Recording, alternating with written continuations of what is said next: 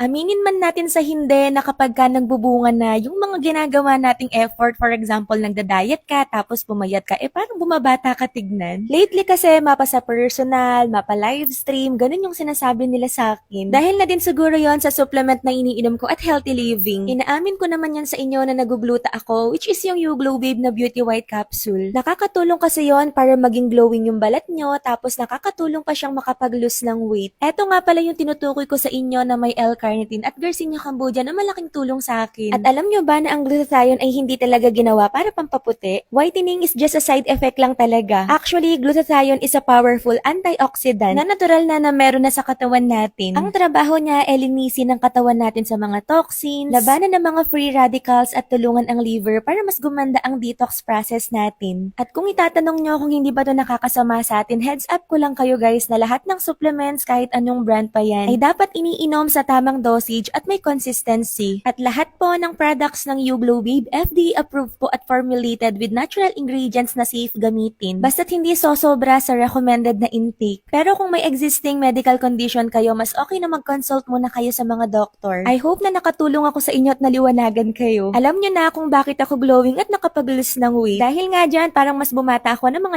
5 taon. Charot. Dahil talaga yan dito sa antioxidant na iniinom ko. Thank me later. Bye! Mwah!